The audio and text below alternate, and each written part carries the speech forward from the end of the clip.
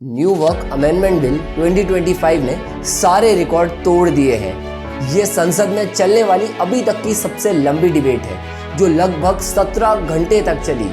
कहीं पर इसका सपोर्ट हो रहा है तो कहीं पर इसका अपोज हो रहा है। पर ऐसा क्या है आखिर इस न्यू अमेंडमेंट बिल 2025 में? वक्फ शब्द एक अरबिक वर्ड से आया है, जिसका मतलब होता है टू स्टॉप और टू होल्ड। वक्फ डिफाइन करता है जब कोई इंसान या कोई ग्रुप अपनी मूवेबल या इमूवेबल प्रॉपर्टी, मूवेबल जैसे कि मनी और शेयर्स, इमूवेबल जैसे कि लैंड, डोनेट कर देता है और इसे फिर किसी रिलीजियस या चैरिटेबल काम में लगाया जाता है। 1913 में मुसलमान वैलिडेटिंग एक्ट बना, जिसमें मुस्लिम रिलीजन को फैमिली बेनिफिट्स के लिए वक्फ बनाने की अनुमति दी गई।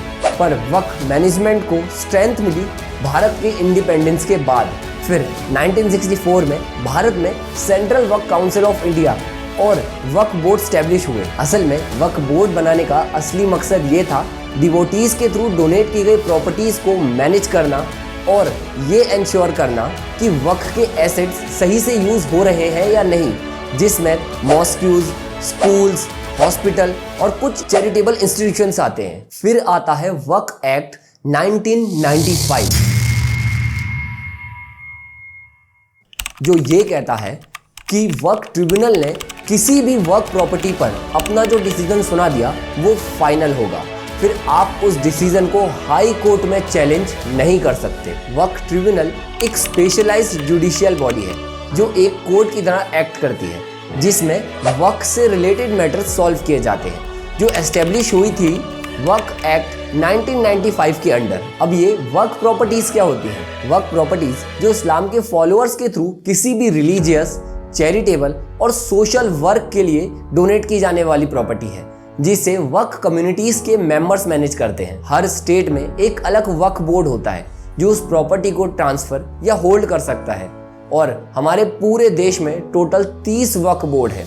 पर हाँ, वक्फ प्रॉपर्टी को बेचा या लीज पर नहीं दिया जा सकता। पूरे देश भर में वक्फ बोर्ड के पास 9.4 लाख एकड़ ऑफ लैंड है, जिसकी कॉस्ट अराउंड 1.2 लाख करोड़ है, जो वक्फ बोर्ड को इंडियन रेलवे और आर्म्ड फोर्सेस के बाद भारत का 3rd लार्जेस्ट लैंड ओनर बनाता है, जिसमें से उत्तर प्रदेश में वक्फ बोर्ड सबसे ज्यादा प्रॉपर्टी ओन करता है। और अगर लीगली देखा जाए तो वक्फ बोर्ड उन्हीं प्रॉपर्टीज पर क्लेम कर सकता है जो इस्लाम को फॉलो करते हैं या जिन्होंने किसी रिलीजियस वर्क के लिए अपनी प्रॉपर्टी वक्फ बोर्ड को डोनेट की हो। पर एक डाटा के अकॉर्डिंग कुछ स्टेट्स में इस पावर का मिसयूज भी किया गया है। एक और डाटा के अकॉर्डिंग 40,000 से भी ज्यादा केसेस वक्फ ट्रिब्यूनल में पेंडिंग पड़े हैं, जिसमें से 10,000 केसेस खुद मुस्लिम कम्युनिटीज के मेंबर्स ने फाइल करे हैं। गवर्नमेंट कहती है न्यू वक्फ अमेंडमेंट बिल 2025 ट्रांसपेरेंसी को बढ़ाएगी,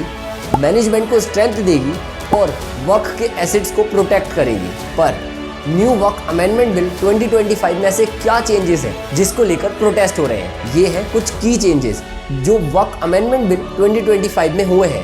वक्फ को प्रॉपर्टी डोनेट करने वाला इंसान कम से कम 5 सालों से इस्लाम रिलीजन को फॉलो कर रहा हो। वक्फ प्रॉपर्टीज की एक फॉर्मल डीड होनी ही चाहिए। वक्फ प्रॉपर्टीज का अब सर्वे डिस्ट्रिक्ट कलेक्टर करेगा। वक्फ प्रॉपर्टीज की रजिस्ट्रेशन के लिए अब एक सेंट्रलाइज पोर्टल बनाया जाएगा। डिस्ट्रिक्ट कलेक्टर फाइनल करेगा कि वो प्रॉपर्टी वक्फ की होगी। अब नॉन मुस्लिम भी वक्फ बोर्ड के मेंबर हो सकते हैं। वक्फ बोर्ड हर साल अपने अकाउंट्स ऑडिट करेगा। और मेन की चेंज वो ये है कि वक्फ ट्रिब्यूनल का फैसला फाइनल नहीं होगा। उनके डिसीजन को आप हाई कोर्ट में चैलेंज कर सकते हैं और हाई कोर्ट का जो डिसीजन होगा वो सबको मानना पड़ेगा। आप लोगों को क्या लगता है, क्या ये अमेंडमेंट बिल लोगों के सपोर्ट में है या उनके अगेंस्ट में? मुझे नीचे कमेंट करके बताइए।